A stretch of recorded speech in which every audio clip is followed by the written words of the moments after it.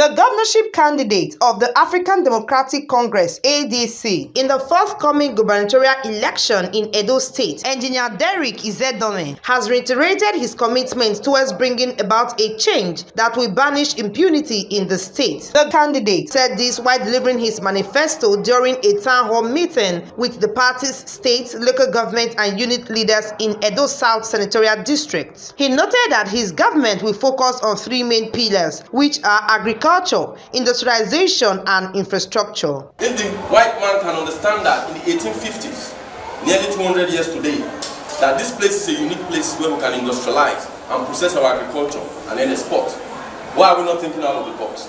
Anyway, I'm in politics to first of all put to bed that the mystery or the myth that we cannot produce and feed ourselves and have plenty to invest in our industrialization and our empowerment. That is a lie. I'm also in politics to get rid of predatory government who capture our commonwealth at the top and don't allow it to trickle down. So what I'm going to talk about today is how we are going to take power back and make it such that every one of us at the grassroots are empowered. So firstly, we have to look at Edo State in terms of wards, 192 wards. Now, if you look at how we win elections in Edo State, it's less than 400,000 every year. So we need to think how we can mobilize, I call it community organizing, how we can mobilize at grassroots level, at ward level, and knock on doors and call people and say, look, a change has come to Edo State. Gone are the days of politics of 20,000 naira, 50,000 naira, and after 4 years you don't hear from them anymore. This time, everybody's going to be a stakeholder. In this hall, there are going to be councillors. In this hall, there are going to be House of Representatives. In this hall, there are going to be local government chairmen. And of course, there are going to be contractors who are going to own farms, who are going to own poultries, who are going to do contracts to supply us diesel, to pick the beans from, companies that can collect beans from everywhere, every nook and cranny in the state. We are going to empower people. But it's not going to be money politics. It's not going to be business as usual. Even if we have the money, that's not the way. Because that is not sustainable. It is a 4-year cycle. That is wrong. What is sustainable is for people to earn a living. I give you a classic example. If you go to Olobode or Yekuriyomo, you can plant cassava. And that cassava, if I put in a small facility to process cassava, 140 tons, I have the numbers here. 150,000 liters per day of ethanol can be extracted from a cassava farm of about 30,000 hectares. Now, if I create a small cluster there of say 20,000 hectares, and I empower individuals here to own 1 hectare per piece, and say, look, plant cassava, hybrid cassava, okay, that can give me 22 tons of cassava per hectare, hybrid, and I create a factory in Hunde here or Yekuriyomo, and say, look, all your cassava, government will buy it from you from the day you plant. You don't need to worry.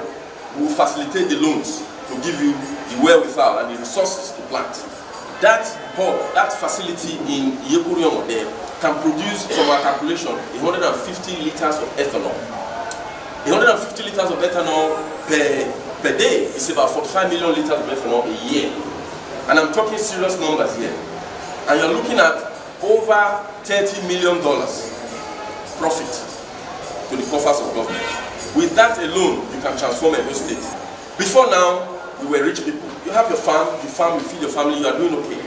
But when oil came, something happened. It's called the Dutch disease. Now, what that means is that we started getting cheap money. And that cheap money was subject to what we call rural-urban bias. It's a bias towards the urban center against the rural areas.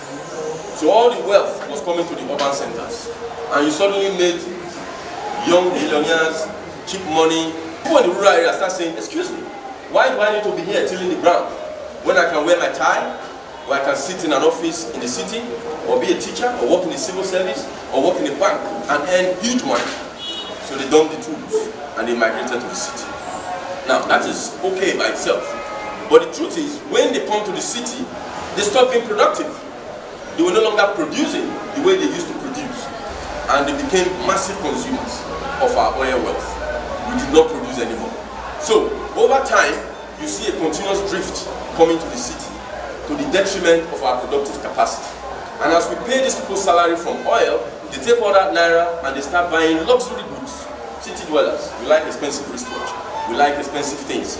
And we use all those many naira or whatever we get from oil to chase after the little dollar we have. Whereas the real source of dollars is from productive capacity. So we are in government to restore our productive capacity, to go back to the land, produce what we have, process it to add value instead of exporting value, and then export with value and earn dollars and re-empower our people, the rural people, who can then take that money and spread in the wider economy to empower our people. So in a nutshell, that is the economic plan we have. In his speech, the state chairman of the party, Kenneth Odion, called on the party members to be focused on delivering their candidate, no matter the obstacles they faced over the years. He noted that the aim of the town hall meeting is for them to put heads together to be able to deliver their words for the party come September 21st, 2024. There is a pattern and there is a way that men have not known. That is why we are here today.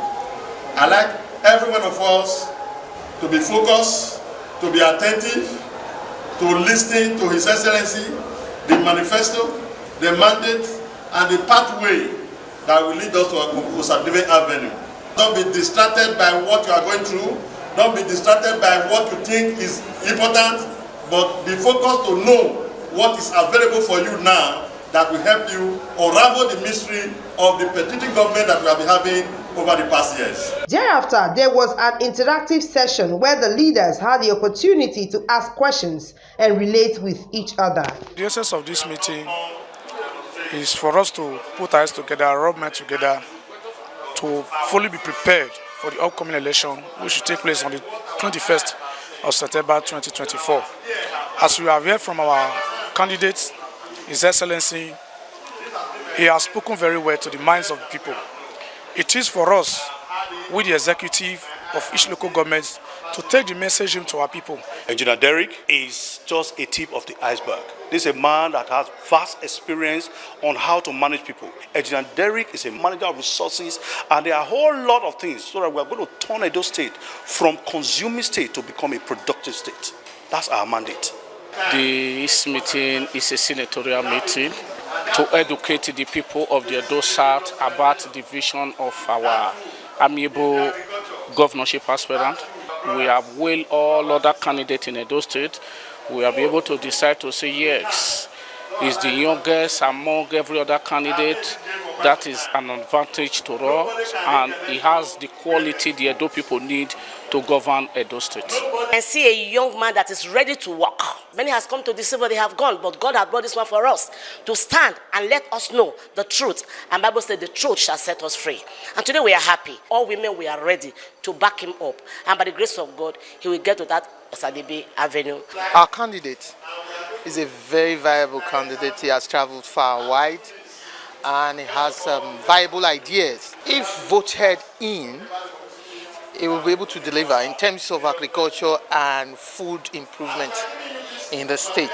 We have full confidence in him, being as an industrialist, a fully gentleman that has the full capacity to deliver all his mandates.